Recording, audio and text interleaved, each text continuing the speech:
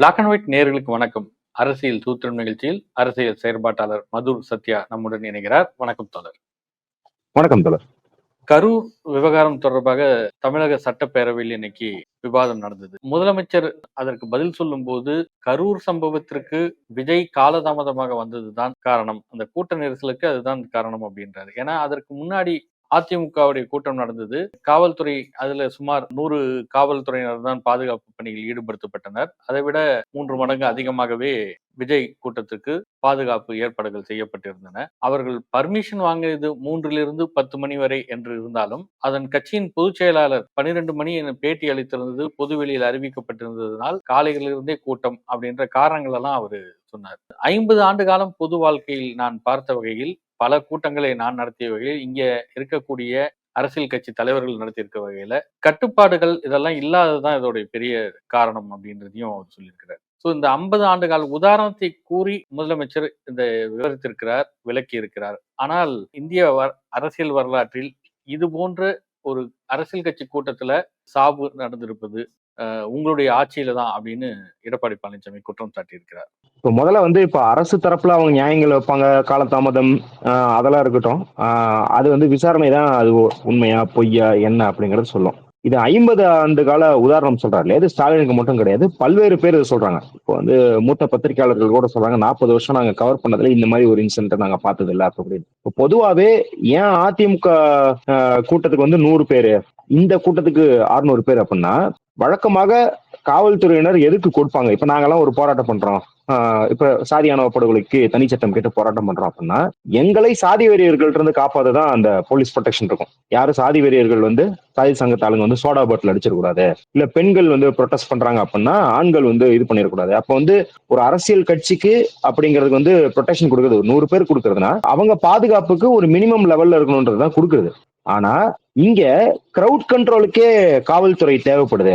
ஒரு அரசியல் கட்சி நிகழ்வுக்கு அரசியல் கட்சி கிரௌட கண்ட்ரோல் பண்ணாது, அதை போலீஸ் போர்ஸ் வச்சுதான் கிரௌட கண்ட்ரோல் பண்ணும் அப்படிங்கிறது ஒரு புதுமையான எதிர்பார்ப்பு. முதல்ல எந்த அரசியல் கட்சியும் இப்படி எதிர்பார்க்க மாட்டாங்க. எங்களுக்கு ப்ரொடெக்ஷன் கொடுங்க, எங்களுக்கு பாம் த்ரெட் வந்திருக்குது, நாங்க தீவிரமாக இந்துத்துவ பயங்கரவாதத்தை பத்தி பேசுறோம், அதனால அவங்க எங்க மீது தாக்குதல் நடத்தணும்னு மிரட்டல் விட்டுருக்காங்க அப்படிங்கறதுனால ஒரு பாதுகாப்புக்காக கேட்பாங்க வழிய, யாரே நாங்க நிறைய கிரௌட் வர போறோம் எங்களை மேனேஜ் பண்ணுங்கன்னு காவல்துறையினருக்கு இது வரைக்கும் முறையிட்டதா எந்த அரசியல் கட்சிக்கும் அனுபவம் கிடையாது.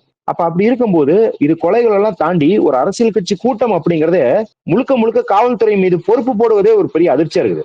இவங்க காவல்துறை அப்ப அங்க கூட்டம் கூடும் தெரிஞ்சா உளவுத்துறை என்ன பண்ணுச்சுன்னு நடத்துற ஒரு கட்சியை கேக்குது இல்லையா? அது ரொம்ப பரிதாபத்துக்குரிய. என்னைக்காவது திமுகவோ அதிமுகவோ மேடை போட்டு கூட்டம் கூடுது ஏன் உளவுத்துறைக்கு தெரியாதுன்னு கேட்டிருக்காங்களா? ஆமா, இந்த சட்டப்பேரவை கூட்டத்தொடர்ல வெளிநடப்பு செய்து அதிமுகவின் பொதுச் செயலாளர் எடப்பாடி பழனிசாமி செய்தியாளர்கிட்ட பேசும்போதும் இதை கேட்கிறார். அதாவது இதற்கு முன்பு 4 கூட்டங்களை விஜய் நடத்தியிருக்கிறார். அதையெல்லாம் பார்த்து உளவுத்துறை தகவல் தெரிந்து இந்த இடத்திற்கு கரூருக்கு எவ்வளவு பேர் வருவார்கள் என்று முன்னெச்சரிக்கையாக அரசு செய்ய தவறிவிட்டது, அரசின் அலட்சியம் இதற்கு காரணம் அப்படின்ற ஒரு குற்றச்சாட்டை எடப்பாடி பழனிசாமி வைக்கிறார். அதாவது அவருக்கு மக்கள் மீது அக்கறை இருக்கோ இல்லையோ, கொஞ்சம் சுயமரியாதை வைக்கணும்னு நினைக்கிறேன். இதுல ஒரு 3-4 இடத்துல அவர் சுயமரியாதை இழக்கிறார். முதல்ல அவர் என்னங்கிறாருன்னா, 32 வருடம் ஆண்ட கட்சி எனக்கு திமுக சதி செய்யாது, 18 மாநிலங்களில் ஆட்சி செய்யும் பாஜகவுக்கு சதி செய்யாது, ஆனா நேத்து விஜய்க்கு சதி செய்யும் அப்படிங்கிற அளவுக்கு பேசுறாரு இல்லையா? அப்ப அதுவே ஒரு ஒப்புதல் வாக்குமூலம் அப்படின்னு தெரியும் அவருக்கு. தெரிஞ்சாலும் அந்த சுயமரியாதை இழப்பை பொருட்படுத்தாத அளவுக்கு அவருக்கு கூட்டணி வெறி இருக்குது. ரெண்டாவது, அவர் என்ன யோசிச்சு பார்க்கணும்னா, சரி திமுக குறை சொல்றாரு, திமுக நம்ம பிடிச்சி உள்ள கூட போட்டலாம். செந்தில் பாலாஜில இருந்து எல்லா அமைச்சர்கள் எல்லாத்தையும் பிடிச்சி உள்ள போட்டலாம். அன்பில் மகேஷ் போனார் இல்லையா, அவர் அழுது ஒரு கூட்டம்னா அவரை தூக்கில ஏற்றிடலாம், அதெல்லாம் பிரச்சனை இல்ல. இப்ப எடப்பாடி அவர்கள் தாவேக்காக்கு இவ்வளவு வக்காலத்து வாங்குறாரு. அவர் கூட்டத்தில் 41 பேர் இறந்திருந்து 18 நாள் அவரை போய் பார்க்காமல் இருந்தால் அவரது தொண்டர்கள் சும்மா இருப்பார்களா என்று யோசிச்சு பார்க்கணும். இது எவ்வளவு ஒரு மோசமான செயல். யாருக்கு நீங்க வக்காலத்து வாங்கிட்டு இருக்கீங்க? திமுக எவ்வளவு வேணாலும் சாடுங்க, நீங்க ஒரு மூத்த அரசியல் கட்சி தலைவர், 40 வருஷம் அரசியல் இருந்திருக்கீங்க, 4 வருஷம் முதல்வராக இருந்திருக்கீங்க. விஜய்ங்கிறவரு உங்களுக்கு முன்னாடி ஒரு சின்ன பையன். ஏப்பா திமுக பண்ண தப்பு, அதை நான் பாத்துக்கிறேன், நானும் பாஜக ஏறி அடின்னு அடிப்போம் திமுகவை, கொஞ்சம் அறிவோட நடந்துக்கோப்பா, போய் அந்த மக்களை பாருப்பா, அந்த மக்களோட உடல் நிலைப்பான்னு சொல்றதுக்கு திராணி இல்ல. விஜய் விட்டார், அவ்வளவுதான், எங்களோட கூட்டணிக்கு பெரிய கட்சி வராரு பாருங்க, இப்பயே கொடி அசைக்கிறாங்கன்னு சொல்லிக்கிறதுக்கு வெக்கமா இல்ல உங்களுக்கு? 41 பேர் உயிரிழந்தது, அவ்வளவு ஆர்ப்பரிக்கிறாருங்க. அன்னைக்கு அந்த வேன் மேல நின்று பாருங்க, இப்பவே கொடி காட்ட ஆரம்பிச்சிட்டாங்க அவ்வளவுதான், இது ஒரு புதிய பிரளயத்தை உண்டாக்க போகுது, திமுக கலக்கடைச்சிச்சு, 41 பேர் உயிருக்கு வந்து உங்களுக்கு இப்படிதான் வந்து கண்டென்ட் ஆக்கி அது வந்து கதிகலங்குச்சு, கதறன்னு விஜய் ஃபேன்ஸ் மாதிரி இவரும் பேசிக்கிட்டு இருக்காரு. இன்னொன்னு, இவர் என்னங்கிறாருன்னா, வேலுச்சாமிபுரத்துல தான் இவரும் பிரச்சாரத்துக்கு போயிருக்காரு ஒரு ஒரு சில வாரங்களுக்கு முன்னாடி. அப்ப அங்க எனக்கு கூடாது கூட்டம், உளவுத்துறை அது தெரிஞ்சிருக்கு, ஆனா விஜய்க்கு கூட்டம் கூடுன்னு தெரிஞ்சிருக்குன்னா என்ன சொல்றாரு இவரு? நேத்து வந்து ஒரு சர்வே ஏதோ வந்ததா சொல்றாங்க, ஒரு லீக் ஆனதா, பிரிண்ட் நாளிதழ் என்ன சொல்லிருக்குன்னா, அதிமுகவை விட விஜய்க்கு அதிக ஓட்டுகள் வரும் அப்படின்னு ஒரு சர்வே சொல்லுதுன்னு இவர் என்னங்கிறாரு, அது வந்து திமுக தலைமையை வந்து குஷிப்படுத்துறதுக்காக கீழ்மட்ட ஆளுங்க வந்து எடுத்த சர்வேன்னு இவரே சொல்றாரு. ஆனா இன்னைக்கு இவர் பேசும்போது அதையே மறைமுகமா இவரு என்ன சொல்றாருன்னா, என்னை விட ஜாஸ்தியா கரூர்ல வந்து விஜய் கூட்டம் கூடுதுன்னு உளவுத்துறைக்கு தெரியாதாங்கிறதான கேக்குறாரு. அப்ப இவரே என்ன சொல்றாருன்னா, தமிழ் மக்களே புரிஞ்சுக்கோங்க, நான் போற இடத்துக்குலாம் கூட்டம் வரதோட விஜய்க்கு ஜாஸ்தியா கூட்டம் வருது அப்படின்னா, அவரை வந்து இத சாக்கா வச்சு அவருக்கு வந்து அறிவுரை சொல்லி எடுத்துரைத்து என் பக்கம் தள்ளி விட்டுருங்க அப்படிங்கறத அவர் மறைமுகமா கேட்கிறாரோ இல்லையா. மக்கள் மீது அக்கறையெல்லாம் இல்ல சார். 13 பேர் சுட்டுக் கொன்னும் போது டிவியில பார்த்தா தெரிஞ்சுக்கிட்டேன்னு சொன்ன ஒரு முதல்வருக்கு உளவுத்துறை முன்கூட்டியே கணிக்க வேணாமான்ற கேள்வி கேட்கறதுக்கு எந்த தார்மீக உரிமையா இருக்கா? சம்பவம் நடந்தே தெரியலன்னு சொல்ற ஆளுக்கு சம்பவம் நடக்கிறதுக்கு முன்னாடி உளவுத்துறை கண்காணிக்கணும். அதுவும் என்ன சொல்றது, காவல்துறை அப்படிலாம் இல்ல, உளவுத்துறை. முதல்ல உளவுத்துறையோட வேலை எப்படி இருக்கும், உளவுத்துறை என்ன கண்காணிச்சு சொல்ல முடியும் சார்? உளவுத்துறை வந்து 12 மணிக்கு நீங்க 12 மணிக்கு வந்தீங்கன்னா 5000 பேர் இருப்பாங்க, 6000 பேர் இருப்பாங்கன்னா உளவுத்துறையால கணிக்க முடியும். 12 மணிக்குன்னு சொல்லிட்டு 7 மணிக்கு நீங்க வந்தீங்கன்னா லேட் ஆகும் போது எவ்வளவு வரும் அப்படின்னு சொல்றதுக்கு அவங்க ஒன்னும் அந்த மேத்தமெட்டிக்கல் மாடல் எல்லாம் போட்டு ஒரு ப்ரொஜெக்ஷன் எல்லாம் போட்டு சயின்டிஸ்டுங்க கிடையாது, அவங்க காவல்துறையினர், உளவுத்துறையினர், அவ்வளவுதான் தெரியும். அப்ப அந்ததான் நீங்க கேள்வி எழுப்பணும் முடிய நீங்க இல்ல வந்து ஏன்னா இதுல ஆ, இதுல இதுல இன்னொரு விஷயம் என்ன சொல்றேன்னா, உங்களுடைய தொலைக்காட்சிகள் எல்லாம் பார்த்துதான் நானும் தெரிஞ்சுக்கிட்டேன். சம்பவம் நடந்த இடத்துல 500 போலீஸ் அப்படின்னு சொல்றாங்களே, அங்க சம்பவம் நடந்த இடத்துல அது மாதிரி போலீஸே இல்லையே அப்படின்றாரு. இன்னொன்னு இதுல மர்மம் இருக்கிறது. நீங்க வந்து ம், உடற்கூறாய்வை ஏன் இவ்வளவு வேகமா நடத்தினா பல காரணங்கள் சொல்றீங்க. 2 டேபிள் தான் அங்க இருக்குது, 3 டேபிள்னு அமைச்சர் சொல்றாரு. அப்படியே கணக்கு வச்சுட்டா கூட ஃப்ரீசர் பாக்ஸ் எல்லாம் கிடைக்காதா? அங்க வைக்கிறதுக்கு இடம் இல்ல, அதனால உடனே உடற்கூறாய்வு பண்ணணும்னு முதலமைச்சர் விளக்கம் சொல்றாரு. அதுல இதுல ஒரு ம், மர்மம் இருக்கிறது அப்படின்றாரு. ம். சோ இப்ப இந்த மர்மம் இருக்குது அப்படிங்கறதுல என்ன இம்ப்ளை பண்றாரு, என்ன சொல்ல வராரு? அப்ப மர்மம் இருக்குது அப்படின்னா இவர் நேரடியாக அந்த 41 உயிரும் அங்கே போகவில்லைன்னு ஒண்ணு சொல்லணும். அதாவது 41 உயிர் அங்க போல, வேற எங்கேயோ போன உடல்களை கொண்டு வந்து போட்டிருக்காங்கன்றது ஒரு பொருள். இன்னொரு பொருள், அவங்க மூச்சு திணறி இறக்கவில்லை, கத்தியால் குத்தி இறந்தாங்க, கழுத்தை நெரிக்கப்பட்டு இறந்தாங்க, அப்படின்னா ஸ்டாம்பீட்ல இறக்கல, மனிதர்களால் கொல்லப்பட்டார்கள். இது ரெண்டு தான் சொல்லக்கூடிய பொருளாக இருக்க முடியும். இதுல என்ன பொருள் நேரடியாக சொல்ல வேண்டியதானே? என்ன மர்மம்?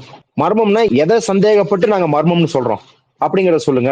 சரி, உடல் கூராய்வு 2 டேபிள் கிடையாது, 3 டேபிள் சொல்றாங்க. அதுவும் வந்து இரவோட இரவு முடியல, அடுத்த நாள் மதியம் 4 மணி வரைக்கும் போயிருக்கு அப்படிங்கறதையும் சொல்றாங்க. அப்புறம் உறவினர்களே வந்து அழுகி போறதுக்கு முன்னாடி நாங்க வந்து அடக்கமோ எரிக்கிறதோ அது வந்து இறுதிச் சடங்கு நாங்க செய்யணும், அதனால கேட்டுட்டாங்க சொல்றாங்க. இந்த விளக்கங்கள் வந்து திருப்தியா இருக்கு திருப்தியா இல்லைங்கிறது நம்ம வந்து வக்காலத்து வாங்க தேவையில்ல அரசுக்கு. ஆனா இப்ப இதுல இந்த ப்ரொசீஜர்ல இருந்து உங்களுக்கு குறிப்பானது எது சந்தேகத்தை ஊட்டுது அப்படின்னு நீங்க சொல்லணும். ஏன்னா நீங்க இங்க வந்து கேள்விக்குட்படுத்துவது வந்து முன்னாடி நீங்க காவல்துறையும் சரி இப்பயும் சரி நீங்க கேள்விக்குட்படுத்துவது திமுக அரசை மட்டுமில்ல, எடப்பாடி பழனிசாமி அவர்கள் ஆட்சிக்கு வந்தாலும் அவர் நிர்வகிக்க போறும் இதே மருத்துவ கட்டமைப்பு, இதே காவல்துறை கட்டமைப்பு தான். நான் முதல்ல சொல்றேன், காவல்துறையை வந்து நீங்க வந்து தப்பா பேசலாம், பிரச்சனையே கிடையாது. காவல்துறை வந்து அப்போலோ கட்டர் டிபார்ட்மெண்ட்ல நேத்து கூட ஒரு லாக்அப் டெத் எல்லாம் நடந்திருக்கு. காவல்துறை நீங்க வந்து எவ்வளவு கேள்வி வேணாலும் எழுப்புங்க. ஆனா தமிழ்நாட்டுல இருக்கிற மருத்துவர்கள் வந்து எவ்வளவு பெரிய தியாகம் செஞ்சிருக்கிறாங்க அப்படின்றது வந்து நம்மளுக்கு வருஷ வருஷம் அதுக்கான சான்றுகள் தெரியுது. இவரு யாரு, எடப்பாடி அவர்கள் ஆட்சியில் வந்தபோது கஜா புயல் ஒக்கி புயல் எல்லாம் வந்தபோது அவங்க வந்து இரவோடு இரவாக 200 டாக்டர்கள் கூடி முகாம்கள் அமைத்தது, மக்களை மீட்பு பணியிலிருந்து வந்த மக்களுக்கு காயம் சரிபார்ப்பது, அவர்களுக்கு தேவையான உதவிகளை செய்வதுன்னு அவ்வளவு விரைவா செயல்பட்டாங்களே. அப்பெல்லாம் உங்களுக்கு தெரியும் தானே தமிழ்நாடு மருத்துவர்கள் எவ்வளவு விரைந்து செயல்படுவாங்கன்னு. விஜயபாஸ்கர், பீலா ராஜேஷ் அவங்க இருந்த போது நீங்க வந்து எவ்வளவு பாராட்டி இருக்கீங்க மருத்துவர்களை. அப்ப திடீர்னு ஓவர் நைட்ல திமுக ஆட்சி வந்தோடனே மருத்துவர்கள் சதிகாரர்கள் ஆயிடுவாங்களா? இது வந்து திமுக கொச்சப்படுத்துவதா நினைச்சுக்கிட்டு மருத்துவர்களை கொச்சப்படுத்துறது, காங்கிரஸை கொச்சப்படுத்துவதா சொல்லிட்டு பிச்சைக்காரன் அப்படின்னு சொல்லிட்டு செல்வ பெருந்தகை அவர்களை பேசி, நீங்க பிச்சைக்காரன் அப்படின்னா பிச்சைக்காரர்களுக்கும் சேர்த்துதான் நீங்க ஆட்சி பண்ண போறீங்க, பிச்சைக்காரர்கள் இருக்காதுக்கு தான் நீங்க ஆட்சிக்கு வரேன்னு சொல்றீங்க, அப்படி இழிவுபடுத்துறது. அப்ப எப்பயுமே இவருக்கு வந்து ஒரு எடப்பாடி பழனிசாமின்ற ஒரு பண்ணையாருக்கு திமுக எதிரி அப்படிங்கிறது முதல் கட்டம். அதற்கு பின்னாடி இருக்கிற, ஏன்னா நீங்க யோசிச்சு பாருங்க, திமுகவை நான் முன்னாடியே சொல்லிருக்கேன், இப்ப எங்களை மாதிரி இடதுசாரிகளுக்கு திமுக விமர்சிப்பது பிரச்சனையெல்லாம் கிடையாது, நாங்களே திமுக விமர்சிக்கிறோம். ஆனா பாருங்க, திமுக விமர்சிச்சதுனால நீங்க எடப்பாடியை எதிர்க்கிறீங்க, அப்படின்னு சொல்றாங்க இல்லையா, அவங்களுக்கு தர விளக்கம் என்னன்னா, நீங்கள் சாம்சங் போராட்டத்தில் திமுகவை எதிர்த்தால் நாங்கள் உங்கள் பக்கம் நிற்கப் போகிறோம். தூய்மை பணியாளர்கள் பிரச்சனையில் நீங்கள் திமுகவை எதிர்த்தால் உடல் நிற்கப் போகிறோம். ஆணவ படுகொலை அதுக்கு தனி சட்டம் கேட்டு திமுக எதிர்த்தீங்கன்னா உடன் நிற்கும். ஆனா நீங்க என்ன பண்றீங்க? மருத்துவ கட்டமைப்பை கேலி பண்றீங்க. 1000 ரூபாய் தரதை கேலி பண்றீங்க. இலவச பஸ், பிங்க் பஸ், லிப்ஸ்டிக் அடிச்சுக்கிட்ட பஸ் அப்படின்னு கேலி பண்றீங்க. முந்தா நாள் சிவி சண்முகம் வந்து எலெக்ஷன்ல வந்து வீட்டுக்கு ஒரு பொண்டாட்டி இலவசமா தருவோம்னு கேலி பண்ணிருக்காரு. அப்ப நீங்க மக்கள் நலன் எதுவோ அதை கேலி பண்றீங்க. அது திமுக எதிர்ப்பு கிடையாது, அது மக்கள் விரோதம். அப்ப நாங்க உங்களுக்கு எதிரியா தான் இருப்போம். நான் முன்னாடி சொன்ன எந்த விஷயத்திலையும் சாம்சங் விஷயத்துல அவர் தலையிடல, தூய்மை பணியாளர்கள் விஷயத்தில் தலையிடல. இன்னைக்கும் ஆணவ படுகொலைன்ற வார்த்தை கூட அவர் வாயில வர்றது கிடையாது. ஏன்னா அவர் ஆட்சி காலத்துல எவ்வளவு ஆணவ படுகொலையோ அவரே மூடி மறைக்க பார்த்தாருன்னு நம்மளுக்கு தெரியும். அப்ப அப்படி இருக்கும்போது இப்ப இந்த உடல் கூராய்வுல வந்து ஒரு மர்மம் இருக்கு. ஏங்க நீங்க வந்து துப்பாக்கி வச்சு நேராவே மக்களை சுட்டீங்க. சுட்டதுக்கே வந்து பொறுப்பேற்காத ஒருத்தர் இறந்ததுக்கு அப்புறம் உடல் கூராய்வு பண்ணதுல என்ன அப்படிங்கறது ஒரு டாக்டர் போல. யாரு இவருக்கு எவ்வளவு அறிவு இருக்குது அப்படின்னா, அண்ணா திராவிட முன்னேற்ற கழகம்னு திராவிடம்ன்றத வந்து தலைப்புல வச்சுக்கிட்டு திராவிடத்தை பத்தி கேட்டபோது அந்த ஆரியன் திராவிடம் எல்லாம் நம்மளுக்கு தெரியாதுங்க, அதே தான் அறிஞர்கள் சொல்லுவாங்கன்னு சொன்ன இவருக்கு திடீர்னு உடல் கூராய்வு பத்தி பயங்கர ப்ரொசீஜரா தெரிஞ்சு போச்சு. ஃபாரன்சிக் எக்ஸ்பர்ட் இருந்தாங்களா, இந்த புரோட்டோகால் ஃபாலோ பண்ணாங்களான்னு கேட்கறாரு. இதெல்லாம் வேடிக்கையா இருக்குது, சிரிப்பா தான் இருக்குது ஆக்சுவலி. ஆனா இந்த சிரிப்பா இருக்கும் இவர் தான் எதிர்கட்சி தலைவர் அப்படிங்கறதா இந்த தமிழ்நாட்டோட அவலமா இருக்குது. ஒரு ஸ்ட்ராங்கான எதிர்கட்சி தலைவராக இருந்தா விஜய் போன்ற நபர்கள் மேல வருவதற்கோ இல்ல இப்படி 41 உயிர்கள் இழப்பதற்கோ நம்மளுக்கு வாய்ப்பே இருந்திருக்காது. அதுதான் நம்ம வந்து இந்த இவரோட பிரஸ் மீட்ல இருந்து எடுத்துக்க வேண்டிய கருவா இருக்குது. திமுக அரசாங்கம் ஒரு அரசாணை வெளியிட்டிருந்தது. அதாவது ஜாதி பெயர்களை தெருக்களிலேயோ பொது இடங்களுக்கோ சூட்டுவதை நிறுத்தணும் அப்படின்னு கூடாதுன்றத சொல்லியிருந்தாங்க. ஆனா அந்த ஜிடி நாயுடு அப்படின்னு மேம்பாலம் அப்படின்றது ஒரு அரசாங்கமே போட்டுவிட்டு அந்த அரசாணையை அரசாங்கம் கடைபிடிக்கவில்லை அப்படின்ற ஒரு விமர்சனம் திமுக மேல வந்திருக்கு. இதற்கு திருமாவளவன் போன்றவர்கள் சொல்றது என்னன்னா, ஒரு அடையாளத்தோடு அவர்கள் வந்து விட்டார்கள், இனி அந்த அடையாளத்தை மறைத்தால் அது சரியாக இருக்காது, இனி வரும் கூடிய காலகட்டங்கள் தான் நம்ம அதை வந்து சரிப்படுத்தணும் அப்படின்ற மாதிரி சொல்றாரு. அதுக்கு பல உதாரணங்களை சொல்றாரு அவரு. ஆனா அப்படி இதற்கு முன்பு இருந்த அடையாளம் இருந்தால் கூட இப்ப ஜிடி மேம்பாலம் அப்படின்னு வைத்தாக்க பிற்காலத்துல வரவங்க தெரிந்து கொள்ள வேண்டியதானே, ஏன் அந்த ஜாதி பெயர் அகற்றப்பட்டிருக்குது, அப்படி இப்படி ஒரு சட்டம் வந்திருக்குது, ஜாதி பெயர் கூடாது அப்படின்னு அந்த நடைமுறையை கொண்டு வருவதில் ஏதாவது சிக்கல் இருக்குதா, இல்ல அவர்கள் குடும்பத்தினர் கேட்கிறார்களோ இல்லையோ ஒரு வேறு ஏதாவது ஒரு ஆதாயம் அந்த ஜாதி பெயர்ல இருக்கட்டும் அப்படின்றதுக்காக விட்டுறாங்களா? இல்ல, இதுல 2 பகுதி இருக்கு. இதுல வந்து திமுக அரசின் மீது இருக்கு விமர்சனம் நியாயம் தான் நான் பாக்குறேன். என்ன அப்படின்னா, நீங்கள் கடந்த கால நபர்களை எழுதும் போது அவர்கள் ஜாதி பெயரோட தான் எழுதணும், ஏன்னா அவங்க ஜாதி பெயரோட தான் அடையாளப்படுத்தப்பட்டாங்க அப்படிங்கிறது நீங்க புத்தகங்கள்ல எழுதும் போது வரலாற்றை திருப்பி சொல்லும் போது கரெக்ட் தான். இப்ப நிறைய பேர் அந்த காலத்துல வந்து நாடான் இருக்கும், செட்டியார் இருக்கும், ஐயங்கார், இப்போ சாமிநாத ஐயர், ஊஏ சாமிநாத ஐயர் இருக்கு. சாமிநாதன் சொன்னா யாருக்கும் தெரியாது. வரலாற்றுல எழுதும் போது ஐயர், ஐயங்கார், செட்டியார்ன்ற பேரை போட்டுக்கிறீங்க, ஓகே. ஆனா ஒரு பாலத்தை நாம் அறிமுகப்படுத்தும் போது, அடையாளப்படுத்தும் போது அங்கே ஜாதி பெயரை தவிர்ப்பது அவசியம் நினைக்கிறேன். ஏன்னா அவங்களோட பேர குழந்தைங்க நடத்துற ஸ்கூலே பாத்தீங்கன்னா ஜிடி ஸ்கூல் தான் இருக்குது. ஜிடி நாயுடு ஸ்கூலுன்னு கிடையாது, ஜிடி ஸ்கூல் இருக்கு, ஜிடி இன்டர்நேஷனல் ஸ்கூல் இருக்குது. நீங்க வைங்க, ஜிடின்னு பேர் வைங்க. ஏன்னா இன்னைக்கு ஜிடி நாயுடுன்னு பேர் இருக்குன்னு வச்சுக்கோங்களேன். இன்னைக்கு இருக்கிற 2K கிட்ஸ் அப்துல் கலாமே தெரியல. அவங்களுக்கு தெரியலன்னா அவங்க அறிவின்மைன்னு கிடையாது. அப்துல் கலாமே ஒரு அறிமுகப்படுத்தப்பட்ட நபர் கிடையாதுன்னும் போது ஜிடி நாயுடு எல்லாம் ரொம்ப பரிச்சயமான நபர்லாம் கிடையாது. அப்ப எப்படியும் அவன் கூகுள் தான் பண்ண போறான். ஜிடி நாயுடுன்னு வச்சாலும் சரி, ஜிடின்னு வச்சாலும் சரி, யாரு வேணும் கூகுள் தான் பண்ண போறான். அப்ப அது ஜிடின்றதே கூகுள் பண்ணிட்டுமே, அவன் ஜிடிங்கிறதே அறிமுகப்படுத்துமே, அதுவே தெரியட்டுமே. சோ கடந்த காலங்கள்ல வரலாற்றை நீங்கள் பதிவு செய்யும் போது அவர்கள் எப்படி அறியப்பட்டார்களோ அப்படியே அறியப்படும் வகையில் வரலாற்றை பதிவு செய்யலாம். ஆனால் நீங்கள் வரலாற்றை அடையாளமாக ஆக்கும் போது சாதி பெயரை துறந்து விட்டு அடையாளமாக்குவதுதான் நல்லதாக இருக்கும் அப்படிங்கறத நம்ம இங்க பாக்குறோம். இல்லைன்னா அவருக்கு ஒரு அடைமொழி வைங்க.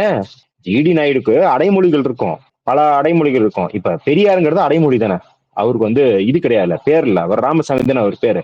பெரியாருன்னு வைக்கிறோம்ல, பாபா சாஹேப்னு வைக்கிறோம் இல்லையா, அந்த மாதிரி ஜிடி நாயுடுக்குன்னு ஏதாவது ஒரு பேர். இப்போ வந்து இந்தியாவின் எடிசன் இருக்குல்ல, இந்தியாவின் எடிசன் பாலம்னு வச்சா கூட சொல்றேன், ஒரு ஆல்டர்னேட்டிவ் சொல்றேன் வருங்காலத்துல. அப்ப சாதி பெயரை தடுப்பது, நீக்குவது அப்படிங்கிறது மிகவும் அவசியமான ஒன்று அப்படின்னு தான் நான் நினைக்கிறேன்.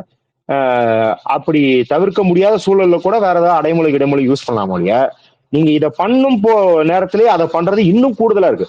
நீங்க தனியா இருக்கிற நேரத்துல ஜிடி நாயுடுன்னு வச்சா கூட பரவாயில்ல. நீங்க பாலங்களுக்கு, சாலைக்கு, பள்ளிக்கூடங்களுக்கு வந்து சாதி பெயர் இருக்கக்கூடாது அப்படின்னு சொல்ற போதே இதை பண்றது வந்து ரொம்ப பெரிய முரணா இருக்கு. ஏன்னா நீங்க என்ன பிரச்சனை எதிர்கொண்டிருக்கீங்கன்னு பாருங்களேன். இங்க வந்து சாதி பெயர்கள் இருக்கக்கூடாதுன்னு ஜஸ்டிஸ் சந்துரு அவர்களோட அறிக்கையிலையும் அது ஒரு பரிந்துரையா கொடுத்தாரு. இவன் என்ன பண்ணாங்கன்னா ஆதி திராவிடர் விடுதி பள்ளி அப்படின்னு இருக்கிறதையும் கள்ளர் சீரமைப்பு பள்ளி அப்படின்னு இருக்கிறதையும் வந்து அவங்க வந்து பேர் மாத்தினாங்க. சமூக நீதி விடுதி, சமூக நீதி பள்ளி அப்படின்னு பேர் மாத்தினாங்க. இப்ப ஆதி திராவிடர் பள்ளிகள் பேர் மாத்தும் போது அந்த சமுதாயத்துல இருந்து பெரும் பிரச்சனைகள் எதுவும் எழல. சில பேர் விமர்சனமா கட்டுரை எழுதுனாங்களோ இல்லையா, பிரச்சனை எதுவும் எழல. ஆனா கள்ளர் சீரமைப்பு விடுதிகளை நீங்க வந்து மாத்தும் போது அந்த சமுதாயத்துல இருந்து பெரும் பிரச்சனை வருது. தேனியில இருந்து ராம்நாடு வரைக்கும் பல பேர் வந்து கொலை மிரட்டல் விடுறான். வீடியோ போட்டு இந்த சங்கம் அந்த சங்கம் ஜாதி சங்கம் கொலை மிரட்டல் விடுறான். பல பேர் திரட்டி கொண்டு போய் அந்த போர்டு சமூக நீதி பள்ளிங்கிற போர்டு வந்து நீதி பள்ளி சமூக நீதி விடுதி அப்படிங்கிறது வந்து கெட்ட பேரே கிடையாது, அது ஒரு நல்ல பேர். கள்ளர் சீரமைப்பு அப்படிங்கறது வந்து வெள்ளக்காரன் வந்து ஒரு சாதியவே குற்ற பரம்பரைன்னு இழிவு சொல்லாக கொடுத்தது. ஆனா அதை இழிவு சொல்ல நீக்கிறதுக்கே அவங்க வந்து போராடுறாங்க, எதிர்க்கிறாங்க அப்படின்னு இருக்கிற ஒரு சமயத்துல நீங்க ஜிடி நாயுடுன்னு சொன்னா அப்ப அவனோட வெறி ஏத்தி விட்ட மாதிரி தானே இருக்கும். பாடுறா, இப்ப வந்து ஒரு அரசியல் இங்க என்ன அரசியல் நடக்குதுன்னு தெரியும். பாடுறா, உன்னை தமிழ் சாதியெல்லாம் வஞ்சிக்கிறாங்க, தெலுங்கு பேசும் சாதியெல்லாம் ஊக்குவிக்கிறாங்க அப்படின்னு சமூகத்துல ஒரு வகுப்புவாத பிரச்சாரம் இருக்குன்னு உங்களுக்கு தெரியும்ல. அந்த பிரச்சாரம் தவறான பிரச்சாரம், அந்த பிரச்சாரம் எதிர்கொள்ள வேண்டிய ஆனா பிரச்சாரம். இந்த மாதிரி இருக்கும்போது இப்ப திமுகவுக்கு அது ஆதரவு நட்பு இயக்கமாக இருக்கக்கூடிய சிலர் இதுக்கு இல்ல ஜிடி நாயுடுவோடைய வரலாறை நம்ம வந்து திருத்திட முடியாது, அந்த அடையாளத்தை அழித்து விட முடியாதெல்லாம் பேசுறது ஏற்புடையதாக ம். இருக்கிறதா? கண்டிப்பா ஏற்புடையதாக இல்ல. என்ன அப்படின்னா அவர்கள் வந்து இப்ப திமுக ஆட்சியை கவிழ்த்து விட்டால் இல்ல திமுக ஆட்சியை பலவீனப்படுத்தி விட்டால் அந்த இடத்தில் பாஜக பிடித்து விடும்ன்ற கன்சர்ன் இருக்கு. எல்லாத்துக்கும் அந்த கன்சர்ன் இருக்கு. எனக்கு இருக்குது, உங்களுக்கு இருக்கு, எல்லாத்துக்கும் இருக்கும் அந்த கன்சர்ன் இருக்கு. இப்ப சமூகத்தில் நடக்கும் உளவியல் தாக்கம் பெரிதா இல்ல இந்த கன்சர்ன் பெருசா அப்படின்னு பார்க்கும்போது நம்ம சமூகத்தில் நடக்கிற எதிர்வினை விளைவுகள் தான் நம்மளுக்கு பெருசா தெரியுது. ஆனா இவர்களுக்கு நான் முன்னாடி சொன்ன கன்சர்ன் தான் ரொம்ப பெருசா தெரியுது அப்படிங்கறத இப்ப இதுல பார்க்க முடியுது. ஆனா இது நிஜமாலுமே என்ன அப்படின்னா சில இடங்கள்ல இதுக்கு ஒத்துக்கலாங்க. சில இடங்கள்ல வந்து திமுகவை பாஜகவிட இருக்கிறதுங்கிறது ப்ரையாரிட்டி ஜாஸ்தியா இருக்கலாம். ஆனா இந்த இடத்துல இதுதான் ப்ரையாரிட்டின்னு உங்களுக்கு தோணுது அப்படின்னா இவர்களில் பல பேர் மக்களிடத்துல இருந்து அந்நியப்பட்டு போயிருக்காங்கன்னு அர்த்தம். ஏன்னா நீங்க போய் இன்னைக்கு இருக்கிற அந்த கயிறு கட்டிட்டு வர பள்ளி சிறுவர்கள்ட்ட இல்ல வந்து இளைஞர்கள்ட்ட இன்னைக்கு வந்து பல கட்டுக்கதைகளை நம்பிக்கிட்டு இருக்கிற இளைஞர்கள்ட்ட போய் பேசியிருந்தாங்க அப்படின்னா எங்களுக்கு என்ன தெரிஞ்சுக்கணும், ஐயோ இந்த மாதிரியான சாதிய விஷயத்துல நம்ம வந்து தேர்தல் கணக்குகளை போட்டுக்கொண்டு திமுக செய்வதை நியாயப்படுத்த முடியாது. இங்கே நாம் வந்து சரியான ஸ்டாண்ட்ஸ் எடுக்க வேண்டும். ஏன்னா இது வந்து திமுகவை கவிழ்த்துவது, திமுகவை வீட்டுக்கு அனுப்புவதுன்றது கிடையாது. திமுகவே நாளைக்கு சரியானதை செய்வதற்கு நீங்கள் அழுத்தம் தர வேண்டும். இப்ப நிறைய விஷயத்துக்குங்க திமுகவுக்கு செய்யணும்னு ஆசையா கூட இருக்கலாம் உள்ளுக்குள்ள. ஆனா வெளியே செய்ய முடியாது, ஓட்டு போயிரும் இருக்கும். இப்ப அந்த இடத்துல உங்க வேலை என்ன அப்படின்னா திமுகவுக்கு ஓட்டு போயிருன்றனாலதான் செய்யாம இருக்குன்னு விளக்கம் தரது உங்க வேலை கிடையாது. வெளியே ஒரு சாதகமான சூழலை ஏற்படுத்தினா திமுக அதை ஒரு சாக்கா பயன்படுத்திக்கும்ல. பாருங்க, வெளியே சூழல் எப்படி இருக்கு, அதனாலதான் இந்த சட்டத்தை இந்த திட்டத்தை நான் ஏற்றணும்னு பயன்படுத்திக்கலாம்ல. அப்ப அதற்கு ஏற்ற மாதிரி நீங்க சாதி எதிர்ப்புக்கு ஆணவ படுகொலைக்கு தனி சட்டம் எல்லாத்துக்குமான சூழல் நீங்க ஏற்படுத்துங்க. நீங்க வந்து திமுகக்கு என்ன கன்ஸ்ட்ரெயின்ட் நீங்க விளக்காதீங்க. திமுக இருக்கிற கன்ஸ்ட்ரெயின்ட்டை தாண்டி போறதுக்கு சமூக சூழலை நீங்க உருவாக்குங்க. அப்புறம் திமுக வந்து அதை பயன்படுத்திக்கிட்டோம். இவங்க அப்படியே ஆப்போசிட்டான விஷயத்த, அதாவது இந்த விஷயம்லாம் காலப்போக்கில் எப்படியும் உண்மை பக்கம் தான் நிக்கணும், அது வேற வழியே கிடையாது. அப்ப என்ன சொல்றேன்னா இப்பயே வந்து இழுக்கி பிடிச்சிக்கிட்டு அதை ரெசிஸ்ட் பண்ணாம நேரா உண்மை பக்கம் வந்து நின்னு திமுக உண்மை பக்கம் வர்றதுக்கு பாலத்தை நீங்க அமைச்சு கொடுங்கன்ற அதை செய்யறது தான் இனிமேல் வந்து வேலையா இருக்கணும். ஆனா இதை வந்து ரொம்ப மூத்த முற்போக்காளர்கள் அப்படிங்கிறவங்க வந்து பண்ணல அப்படின்னா வேற வழி இல்லாமல் இளைஞர்கள் தான் இதை செய்யணுமா இருக்கணும். அவங்க சரி உங்க கடமையை செஞ்சுட்டீங்க, அதனால இனிமேல் என்ன அப்படிங்கறத நாங்க தீர்மானிக்கிறோம் அப்படின்னு இளைஞர்கள் கையில எடுக்கிறதுலாம் இதுல வந்து தீர்வு இருக்கும் இல்லையா. இவர்களை நம்பிக்கொண்டு இல்ல வந்து அவங்க சொல்லிட்டாங்க, அவங்க ஒரு பெரிய அறிவாளிகள் பெரிய சமூக போராளிகளாக முன்னாடி காலத்துல இருந்திருக்காங்கன்னா அதை அப்படியே வந்து கோட்டான் கோட் வேதவாக்கா எடுத்துக்க முடியாது. நம்ம இன்னைக்கு சமூகத்துல நம்ம இருக்கிறோம், நம்ம 4 பசங்களோட பேசுறோம், காலேஜுக்கு போறோம், அங்க இருக்கிற பிள்ளைகள் எப்படி வந்து பெண் பிள்ளைகள் கூட வந்து மீசையை மூர்க்கிற மாதிரி ரீல்ஸ் எல்லாம் போடுறாங்க. பெண் பிள்ளைகள் நம்ம பார்த்திருக்கோம். அவ்வளவு ஜாதி வரியில இருக்காங்கன்னும் போது இது போன்ற வந்து இதெல்லாம் வந்து ஒரு கொளுத்தி போட்ட மாதிரி ஆகுது அப்படிங்கிறது நம்மளுக்கு தெரியுது. அப்ப அதுக்கு எதிர்வினை நம்ம தான் ஆட்டுறோம். நன்றி தோழர். மற்றொரு நிகழ்ச்சியில் சந்திப்போம். நன்றி தோழர்.